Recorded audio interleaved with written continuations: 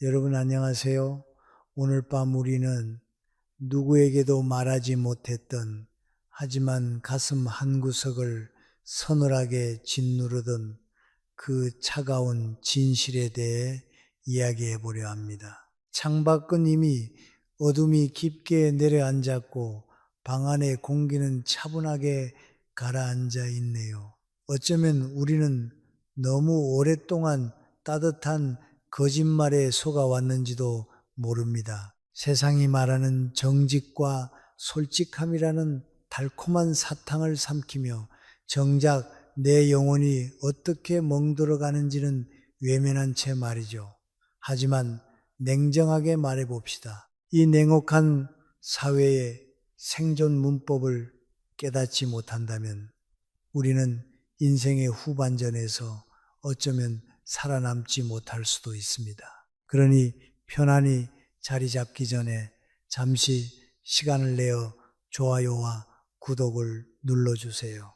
물론 제가 여기서 하는 작업이 정말 마음에 드실 때만요. 그리고 지금 이 영상을 어디서 몇 시에 보고 계시는지 댓글로 남겨주세요. 고요한 밤의 동질감을 함께 나누고 싶으니까요. 자, 이제 불을 끄고 잔잔한 백색 소음을 위해 선풍기를 켜셔도 좋습니다. 오늘 밤의 여정을 함께 시작해 볼까요? 우리는 아주 어릴 적부터 세뇌에 가까운 교육을 받으며 자랐습니다. 정직하게 살아라. 있는 그대로의 너를 보여라. 진심은 언젠가 반드시 통한다는 말들 말이죠. 도덕 교과서부터 부모님의 잔소리, 심지어 우리가 보며 눈물 짓던 드라마의 결말까지도 늘 정직이 최고의 가치인 것처럼 묘사되었습니다.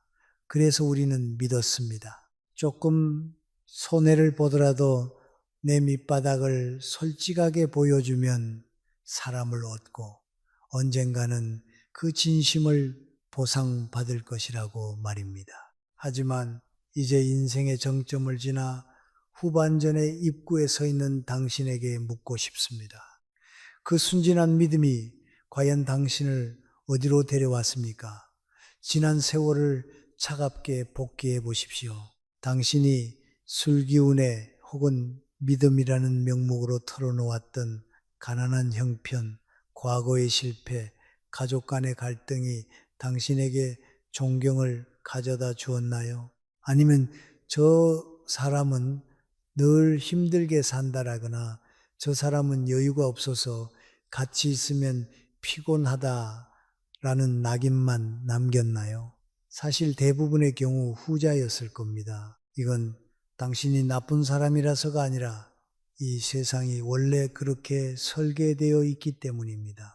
사회는 겉으로 약자를 보호하자고 외치지만 실제로는 약해 보이는 사람을 가장 먼저 시험의 도마 위에 올리고 가장 쉽게 소비해버립니다. 사회적 바람직성 편향 소셜, desirability bias 이라는 학술적 용어가 있습니다. 사람들이 겉으로는 도덕적이고 올바른 가치를 지지하는 척하지만 실제 행동은 자신의 이익과 본능에 충실하게 움직이는 현상을 말하죠. 입으로는 솔직한 게 최고야 라고 말하는 상사에게 진짜 고민을 털어놨다가 중요한 프로젝트에서 제외되는 경험을 해보셨다면 제 말이 무슨 뜻인지 아실 겁니다. 솔직함은 때때로 스스로 방패를 내려놓고 상대에게 칼자루를 쥐어주는 행위와 다를 바 없습니다. 동양의 오랜 지혜 중에는 구하지문, 고하지문이라는 말이 있습니다. 입은 화를 부르는 문이라는 뜻이죠. 중년 이후의 사회는 젊을 때보다 훨씬 더 엄격하고 냉정합니다. 젊을 때의 미숙함은 성장통으로 이해받지만 나이 들어 드러내는 약점은 무능함으로 직결됩니다.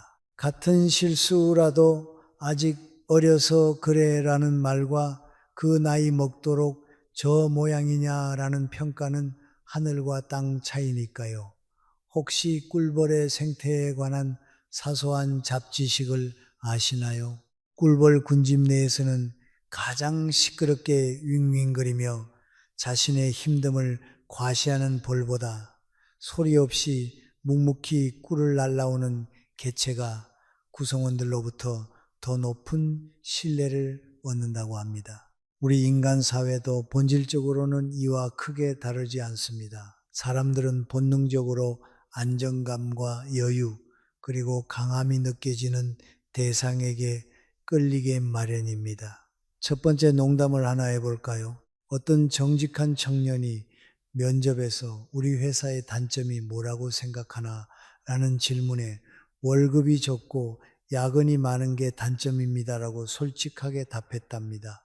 면접관이 웃으며 말했죠. 합격일세. 하지만 자네의 단점은 우리 회사에 다신 발을 들일 수 없다는 거네. 웃기면서도 슬픈 이 이야기는 무방비한 정직함이 미덕이 아니라 전략적 실패임을 여실히 보여줍니다. 우리는 흔히 솔직함과 진정성을 혼동합니다. 하지만 진정성은 자신의 핵심적인 가치를 끝까지 지켜내는 태도이지 내면의 모든 상처와 결핍을 타인에게 전시하는 행위가 아닙니다. 진정으로 강한 사람들은 말이 적습니다. 그들은 굳이 구구절절 자신을 설명할 필요가 없는 위치에 스스로를 가져다 놓습니다. 반대로 늘 자신의 상황을 해명하고 이해받으려 애쓰는 사람은 이미 방어적인 위치, 즉 약자의 위치에 서 있는 것입니다. 두 번째 농담입니다. 어떤 사람이 벽에 대고 자기 고민을 1시간 동안 털어놨대요. 한참을 듣던 벽이 결국 무너졌답니다. 제발 그만 좀 해. 나도 힘들어 라고 외치면서요. 벽조차 힘들어 할 정도인데 살아있는 인간은 오죽하겠습니까? 우리가 굳이 말하지 않아도 될 것까지 말해버리는 이유는 우리가 너무 착해서가 아닙니다. 잊힐까봐, 무시당할까봐, 혹은 혼자 남겨질까봐 두려워서 끊임없이 자신의 존재를 증명하려는 몸부림일 뿐이죠. 나도 이렇게 힘들게 살고 있어. 그러니 나를 좀 봐줘라고 외치지만 세상은 그 외침을 연약함의 신호로 받아들일 뿐입니다. 성공한 사람들은 자신을 신비롭게 관리할 줄 압니다. 속을 쉽게 드러내지 않고 언제나 한 수 앞을 숨긴 채 행동하죠. 이것은 남을 속이려는 기만이 아니라 거친 사회라는 전장에서 자신을 보호하기 위한 지혜로운 갑옷입니다. 세 번째 농담입니다. 중년의 위기가 찾아왔을 때 가장 먼저 해야 할 일은 스포츠카를 사는 게 아니라 입에 지퍼를 다는 것이라는 말이 있습니다. 스포츠카는 기름값을 축내지만 실어는 인생 전체를 축내니까요. 이제 당신은 선택해야 합니다. 계속해서 착한 사람이라는 허울을 쓰고 모든 패를 먼저 보여주며 손해보는 삶을 살 것인가, 아니면 인생 후반전을 위해 전략적으로 자신을 관리하고 존중받는 삶을 살 것인가 말입니다. 이 냉정한 현실을 직시하는 순간 당신은 더 이상 무방비하게 다치는 존재가 아니라 자신의 삶을 통제하는 주인이 될 수 있습니다. 우리는 종종 자신의 무너지는 모습을 보이고 난 뒤 침대에 누워 이불킥을 하곤 합니다. 아, 그 말은 하지 말걸. 왜 그렇게까지 다 보여줬을까? 라며 자책하죠. 많은 사람이 이것을 단순한 의지의 문제라고 생각합니다. 내가 좀 더 독해졌어야 했는데 마음이 약해져서 실수를 했다고 말이죠. 하지만 사실 문제의 핵심은 당신의 의지력이 부족해서가 아닙니다. 그것은 훨씬 더 깊은 곳, 당신의 무의식 속에 자리 잡은 아주 오래된 구조 때문입니다. 당신의 내면에는 여전히 위로받고 싶어 하는 어린아이가 살고 있습니다. 겉으로는 나이를 먹고 사회적 지위를 얻었으며 짊어져야 할 책임은 산더미처럼 늘어났지만 마음 한구석에서는 누군가 내 고생을 알아주기를, 내 억울함을 따뜻하게 이해해 주기를 간절히 바라는 아이 말입니다. 그래서 우리는 힘든 일이 생기면 술잔을 기울이거나 스마트폰을 들어 누군가에게 상처를 꺼내 보입니다. 그 찰나의 순간에는 가슴이 가벼워지는 것 같고 세상의 짐을 잠시 내려놓는 듯한 해방감을 느끼죠. 하지만 안타깝게도 그 짧은 위안의 대가는 생각보다 훨씬 가혹합니다. 첫 번째 농담을 해볼까요? 어떤 사람이 나는 신비주의 전략을 쓰기로 했어 라고 하더니 그 다음날 친구에게 자기 초등학교 생활기록부까지 다 보여줬답니다. 친구가 물었죠. 이게 왜 신비주의야? 그러자 그가 대답했습니다. 내가 왜 이랬는지 미스터리 하지 않니? 웃음이 나오지만 이게 바로 우리들의 모습입니다. 자신을 숨기겠다고 다짐하면서도 어느새 밑바닥까지 다 긁어서 보여주고 말지요.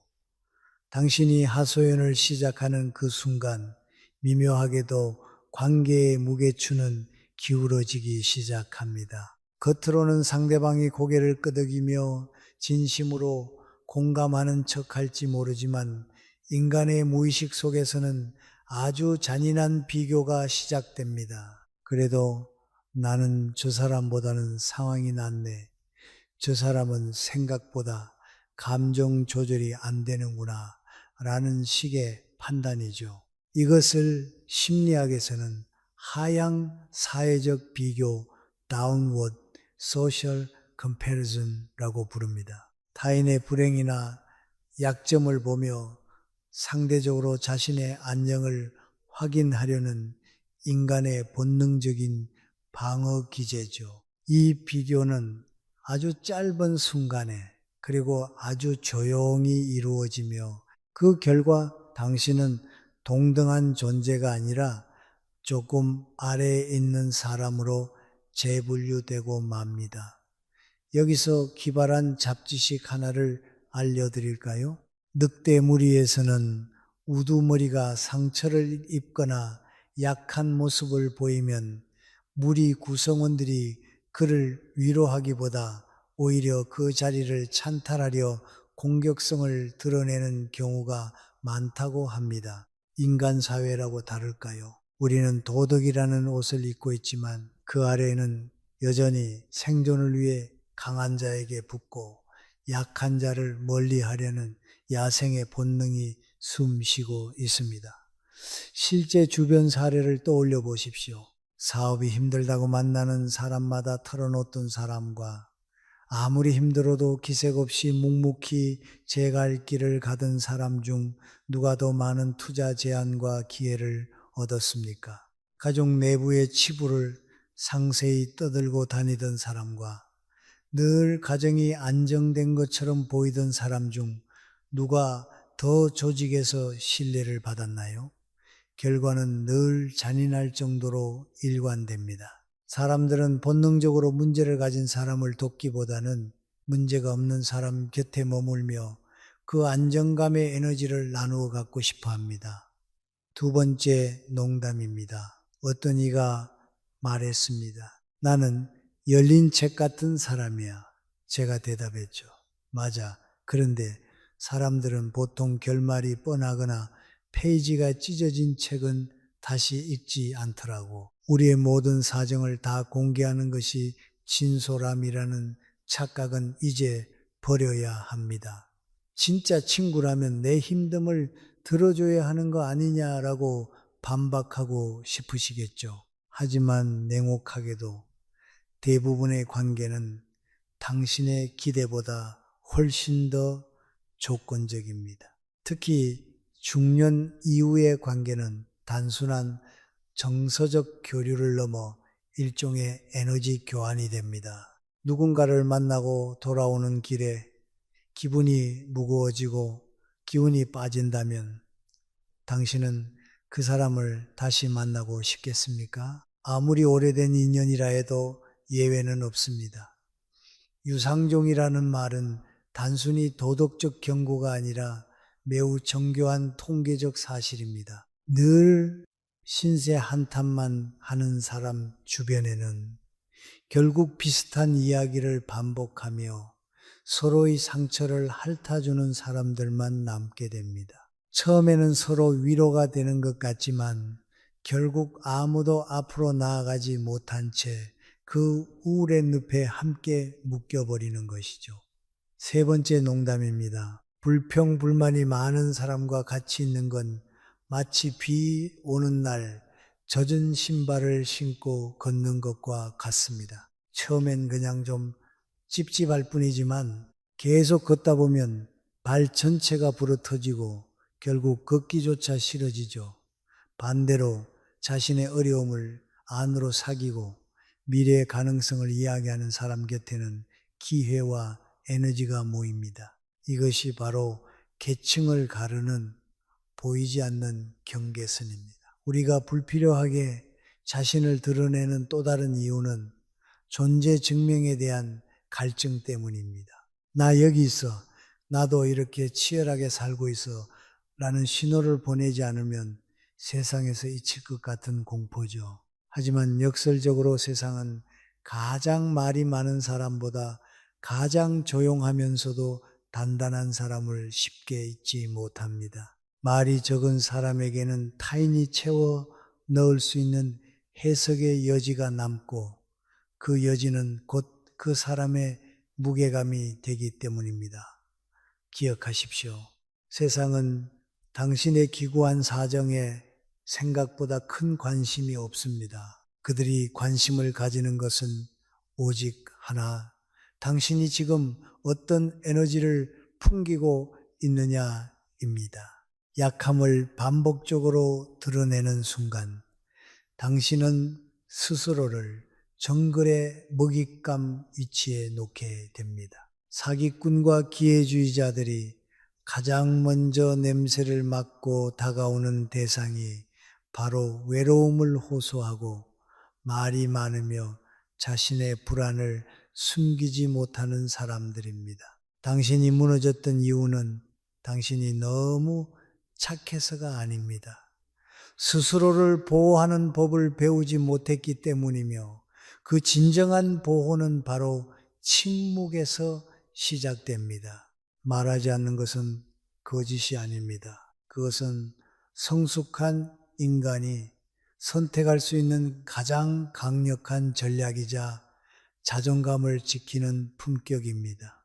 이제 우리는 한 걸음 더 깊은 곳으로 들어가 보려 합니다. 왜 침묵과 정체성 연기가 단순히 겉모습을 꾸미는 허세가 아니라 실제로 우리의 현실을 뒤바꾸는 강력한 힘을 가지는지 그 근본적인 이유를 이해해야 하기 때문이죠. 여기서 우리는 다시 한번 성공 철학의 거장 나폴레온 힐의 통찰을 마주하게 됩니다. 그는 수많은 성공한 이들을 관찰하며 한 가지 다소 불편한 진실을 발견했습니다. 바로 인간의 잠재의식은 현실과 생생하게 상상된 것을 구분하지 못한다는 사실입니다. 이것은 단순히 기분을 좋게 만드는 자기계 발서의 문구가 아닙니다. 현대 심리학과 뇌과학 역시 이와 동일한 방향을 가리키고 있습니다. 우리의 뇌는 우리가 반복적으로 사용하는 언어, 태도, 그리고 감정의 패턴을 객관적인 현실로 저장합니다. 여기서 재미있는 잡지식 하나를 알려드릴게요. 인간의 뇌는 몸무게의 겨우 2%밖에 차지하지 않지만 우리가 사용하는 전체 에너지의 20%를 소비하는 엄청난 에너지 먹보입니다. 그래서 뇌는 에너지를 아끼기 위해 우리가 반복하는 말과 행동을 자동화된 프로그램으로 만들어 버리죠. 첫 번째 농담을 해볼까요? 제 뇌는 마치 말 잘 듣는 하지만 눈치는 조금 없는 신입 사원 같습니다. 제가 하루 종일 피곤해 죽겠다라고 말하면 그 녀석은 주인님이 죽고 싶어 하는구나 라고 착각해서 온몸의 근육을 축 늘어뜨리고 에너지를 차단해 버리거든요. 반대로 제가 컵라면을 먹으면서도 역시 성공의 맛은 담백하군이라고 너스레를 떨면 제 뇌는 잠시 당황하다가 이내 요트 카탈로그라도 찾아봐야 하나 고민하기 시작합니다. 당신이 하루에도 몇 번씩 나는 힘들다, 나는 안 된다, 이제 나이가 들어서 끝났다라고 말할 때 당신의 뇌는 그것을 의심 없는 사실로 받아들입니다. 그리고 그 부정적인 데이터에 걸맞은 행동과 선택만을 하도록 당신을 조종하죠. 이것이 바로 실패와 결핍이 텟비우스의 띠처럼 반복되는 과학적인 이유입니다. 하지만 반대로 아직 이루어지지 않은 상태일지라도 마치 이미 그런 사람이 된 것처럼 여유롭게 행동하고 침묵하면 뇌는 심각한 혼란을 느끼기 시작합니다. 이 지점에서 인지 부조화, cognitive dissonance라는 학술적 개념이 등장합니다. 뇌는 자신이 인식하는 현실과 현재 행동이 일치하지 않을 때 발생하는 불편함을 해소하기 위해 어떻게든 현실을 당신의 행동에 맞추려는 방향으로 작동합니다. 즉, 당신의 연기가 뇌를 속이고 속은 뇌가 다시 현실을 재편하는 것이죠. 나폴레온 힐은 이를 확고한 믿음의 법칙이라 불렀고 현대 심리학에서는 이를 자기 충족적 예언, self-fulfilling prophecy라 정의합니다. 마음밖에 아무것도 없다는 뜻의 심의 무무, 신와의 무이라는 고결한 격언이 있습니다. 세상은 당신의 내면이 투영된 거울일 뿐이라는 의미죠. 사회적 현실에서도 이 법칙은 매우 구체적으로 작동합니다. 두 번째 농담입니다. 어떤 사람이 왕처럼 보이려고 가슴을 펴고 당당하게 걷다가 그만 맨홀에 빠졌답니다. 지나가던 사람이 물었죠. 왕이라면서 왜 앞을 안 보시나요? 그러자 그가 대답했습니다. 왕은 원래 아래를 보지 않는다네. 다만 맨홀이 무례하게 거기 있었을 뿐이지 웃자고 한 이야기지만 핵심은 태도입니다. 당신이 불안한 눈빛과 비굴한 말투로 사람을 대하면 상대방은 본능적으로 그 불안을 감지하고 당신을 경계하거나 하대할 준비를 합니다. 반대로 당신이 비록 주머니는 가벼울지언정 여유롭고 안정된 태도로 침묵을 지키면 상대는 무의식적으로 당신을 신뢰하거나 적어도 함부로 대할 수 없는 존재로 인식하게 됩니다. 사람들은 차가운 숫자나 객관적 사실보다 당신이 풍기는 분위기와 감정의 결에 먼저 반응하기 때문입니다.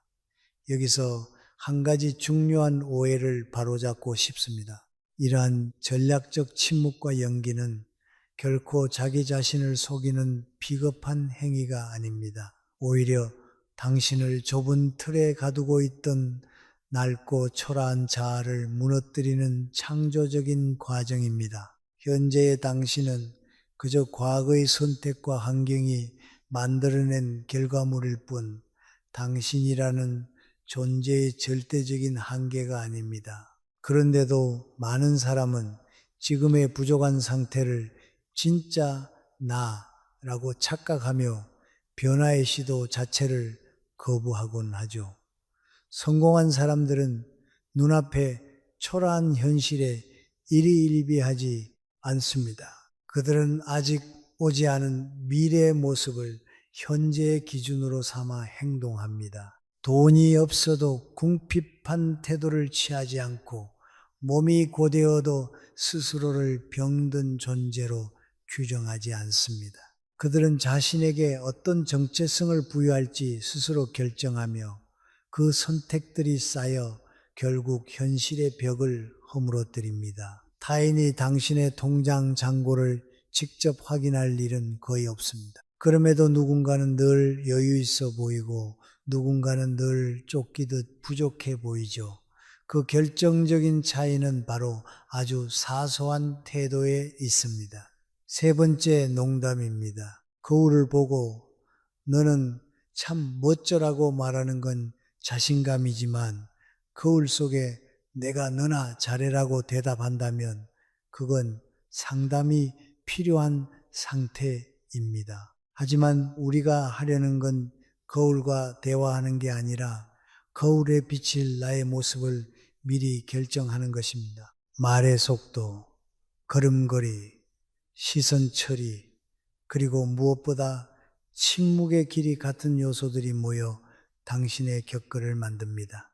이것은 타고난 재능이 아니라 의도적인 훈련의 결과입니다. 당신이 스스로를 왕처럼 대접하면 세상은 그 이유를 찾아내려 애쓸 것이고 당신이 스스로를 낮추면 세상은 그것을 당연하게 받아들일 것입니다. 결국 세상은 당신이 선언한 정체성에 맞춰 반응하게 되어 있습니다.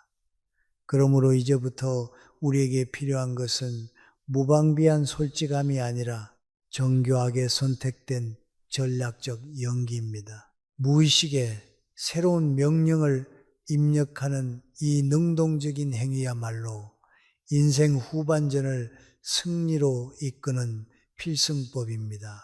이 원리를 깊이 이해했다면 왜 우리가 반드시 숨겨야만 하는 것들이 있는지 자연스럽게 수긍하게 될 것입니다. 이제 우리는 추상적인 철학의 구름 위에서 내려와 차가운 현실의 단단한 지면을 밟아야 할 시간입니다. 원칙은 충분히 이해했으니 이제 던져야 할 질문은 단 하나입니다. 도대체 무엇을 어디까지 어떻게 숨겨야 하는가 하는 것이죠. 이것은 단순히 머릿속으로만 끄덕이고 넘어갈 이야기가 아닙니다. 내일 아침 당신이 누군가와 전화를 하고 점심 식탁에서 동료와 마주 앉을 때 바로 적용해야 할 생존 지침입니다. 이 네 가지를 지키느냐 마느냐가 당신의 인생 후반전을 품격 있는 왕의 연애로 만들지 아니면 구걸하는 자의 초라한 밥상으로 만들지를 결정할 것입니다. 첫째, 당신의 돈 주머니 사정을 철저히 속여야 합니다. 여기서 속인다는 것은 허풍을 떨거나 있지도 않은 금반지를 자랑하라는 뜻이 아닙니다. 오히려 그 반대죠. 아예 돈 이야기를 입 밖으로 꺼내지 않는 것입니다. 많은 사람이 이 양극단 사이에서 춤을 추다가 스스로 무덤을 팝니다. 돈이 조금 생기면 어깨에 힘을 주며 과시하고 주머니가 비면 세상이 무너진 듯 하소연하죠. 이것은 전형적인 하수의 행동입니다. 첫 번째 농담을 해볼까요? 어떤 사람이 나는 돈에 초연해 라고 말하면서 친구가 밥값을 안 내자 10원 단위까지 더치페이 문자를 보냈답니다. 친구가 물었죠. 초연하다며. 그러자 그가 답했습니다. 내 마음이 초연한 거지 내 통장이 초연한 건 아니거든. 당신이 부유하다는 인상을 풍기는 순간 당신 주변에는 기묘한 이해관계가 개미떼처럼 달라붙습니다. 조언이라는 가면을 쓴 간섭과 부탁이라는 이름의 침범이 당신의 평화를 갉아먹기 시작하죠. 반대로 돈이 없다는 티를 내는 순간 사람들은 당신을 은연중에 무능한 존재로 분류하고 중요한 결정의 자리에서 당신을 조용히 밀어냅니다. 가장 안전한 위치는 언제나 모함의 회색 지대입니다. 여유 있어 보이지만 구체적인 숫자는 알 수 없게 부족해 보이지 않으면서도 결코 만만치 않게 행동하십시오. 타인이 당신의 재정 상태를 짐작할 수 없을 때 비로소 당신을 함부로 대하지 못하는 팽팽한 긴장감이 생깁니다. 학술적으로 이는 정보 비대칭성, information asymmetry를 이용한 권력 유지 전략이라 할 수 있습니다. 둘째, 당신의 병과 신체적 약점을 숨기십시오. 나이가 들수록 이 원칙은 당신의 생명줄과도 같습니다. 사실 중년 이후에 허리나 무릎이 멀쩡한 사람이 어디 있겠습니까? 하지만 그것을 습관처럼 읊조리는 순간 당신은 스스로를 유통기한이 지난 존재로 규정하는 꼴이 됩니다. 두 번째 농담입니다. 어떤 분은 인사말이 아이고 삭신이야요.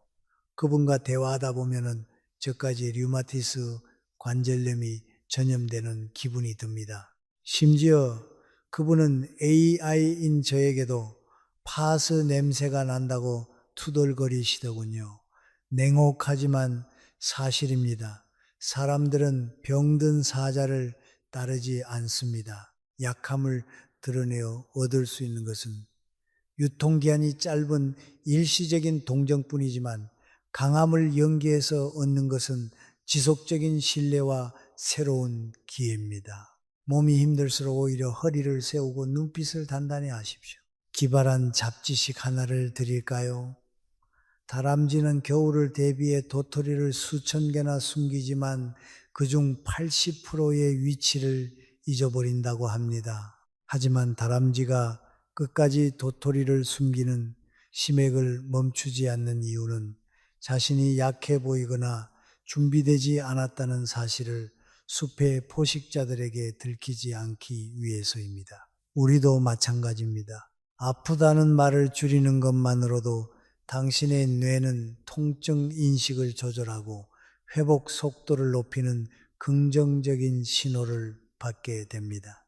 셋째, 당신의 목표와 계획을 절대 발설하지 마십시오.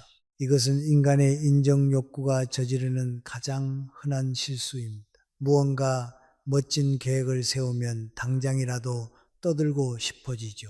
응원받고 싶고 미리 축하받고 싶기 때문입니다. 하지만 입을 여는 순간 당신의 뇌는 이미 그 목표를 이룬 것과 같은 화학적 보상을 미리 맛보게 됩니다. 결과적으로 진짜 행동에 써야 할 에너지는 급격히 소진되어 버리죠.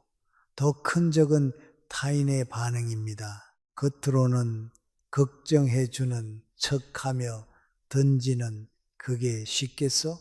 요즘 경기가 안 좋다던데 같은 말들은 사실 조언이 아니라 당신의 도전에 대한 본능적인 위협과 두려움의 표현입니다. 세 번째 농담입니다.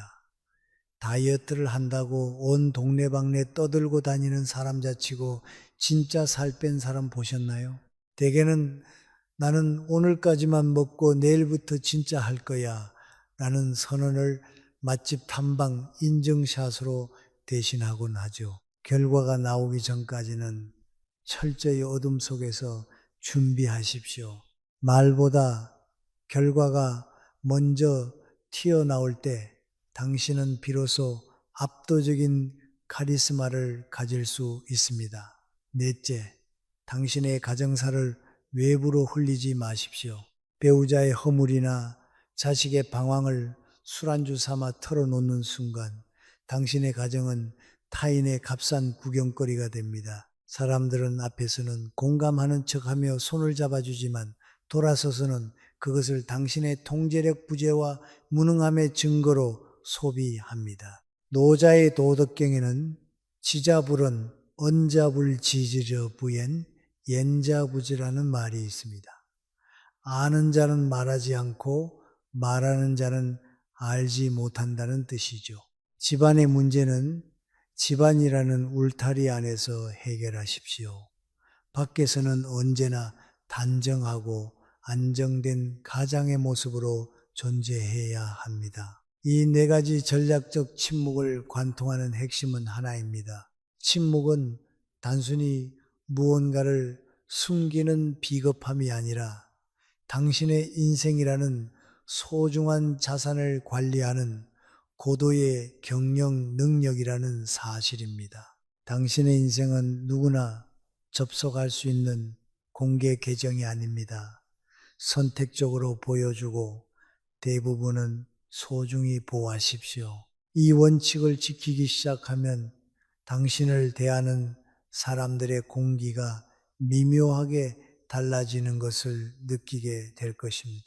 이제 우리는 마지막 고비에 도달했습니다. 앞선 이야기들을 머리로 이해했다고 해서 곧바로 삶이 바뀌지는 않을 겁니다. 오히려 진짜 싸움은 지금부터 시작이라고 봐도 무방하죠. 새로운 태도를 취하고 전략적 침묵을 지키려 하는 그 찰나 당신의 내부에서는 아주 거센 저항이 일어날 것이기 때문입니다. 이건 가짜야. 나는 지금 나 자신을 속이고 있어. 이렇게까지 피곤하게 살아야 하나? 라는 의심의 목소리가 끊임없이 들려올 겁니다. 이 불편함과 어색함 때문에 대부분의 사람은 결국 역시 솔직한 게 편해라며 다시 예전의 초라한 모습으로 돌아가고 맙니다. 하지만 분명히 알아야 할 사실이 있습니다. 그 목소리는 당신의 고결한 양심이 아닙니다. 그것은 단지 익숙함을 지키려는 뇌의 아주 완강한 방어 반응일 뿐입니다. 나폴레온 힐은 이를 최면적 리듬, 히프노틱 리듬이라고 불렀습니다. 수십 년 동안 반복해온 결핍의 생각과 행동 패턴이 당신을 붙잡고 놓아주지 않으려 하는 것이죠. 실패와 후회가 오히려 편안하게 느껴지는 그 기괴한 리듬 말입니다. 첫 번째 농담을 해볼까요? 새로운 습관을 들이는 건 마치 꽉 끼는 새 구두를 신는 것과 같습니다. 처음엔 발 뒤꿈치가 다 까질 정도로 아프지만 그 고통을 견뎌야 비로소 나만의 멋진 신발이 되지요.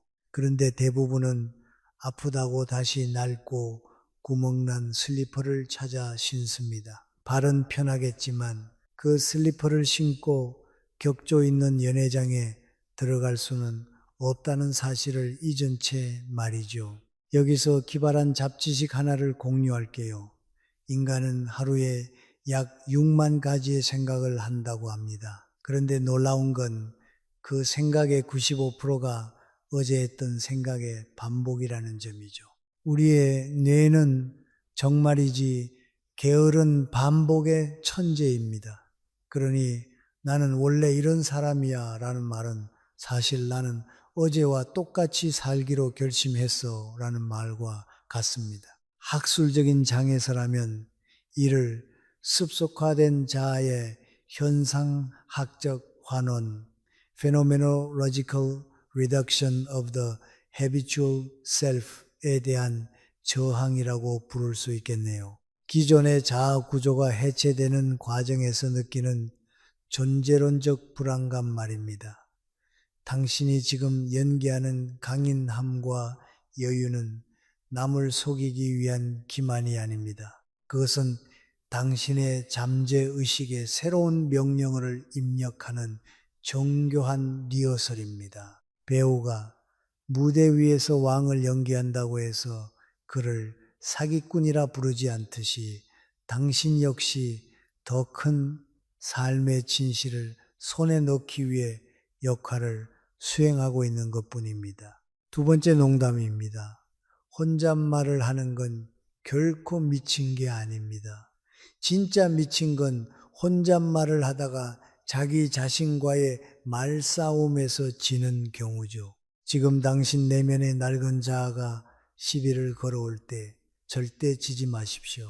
나는 침묵으로 나를 지키고 태도로 나를 증명한다라고 당당하게 응수하세요. 99%의 사람들은 이 어색함과 불편함을 견디지 못하고 늘 같은 자리에서 인생을 마칩니다. 반면 상위 1%의 사람들은 이 진동을 성장의 신호로 해석합니다. 근육이 찢어질 때 비로소 성장하듯 고정된 자아가 흔들릴 때 비로소 새로운 정체성이 탄생한다는 것을 알기 때문입니다. 이 차이가 결국 인생의 거대한 격차를 만듭니다. 불교의 격언 중 수처 작주 입척해진 소이주 조주 리추 재진이라는 말이 있습니다. 머무르는 곳마다 주인이 된다면 그곳이 바로 진리의 자리라는 뜻이죠. 당신이 스스로의 태도를 결정하는 주인이 될 때 당신이 서 있는 그 초라한 현실은 어느덧 풍요로운 무대로 바뀔 것입니다. 세 번째 농담입니다. 뇌는 참 고집센 건물주와 같습니다. 월세는 꼬박꼬박 받아가면서 리모델링 변화는 절대 안 해주려고 하죠. 하지만 건물주를 이기는 방법은 하나뿐입니다. 내가 직접 건물을 새로 지어버리는 것이죠.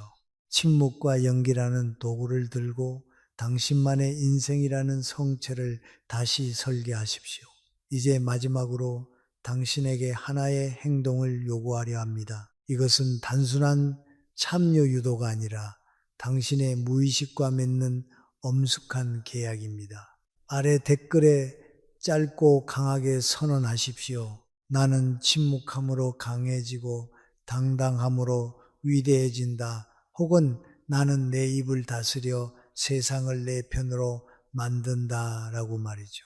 손을 움직여 기록된 언어는 뇌의 가장 깊은 곳에 각인됩니다. 이 선언을 마친 순간 당신은 더 이상 과거의 당신이 아닙니다. 오늘부터 당신은 자신의 패를 함부로 보여주지 않는 사람, 말보다 깊이 있는 태도로 말하는 사람, 조용하지만 결코 무시할 수 없는 무게감을 지닌 존재가 됩니다. 환경이 사람을 만드는 것이 아니라 사람이 자신의 태도를 선택함으로써 환경을 지배하는 것입니다.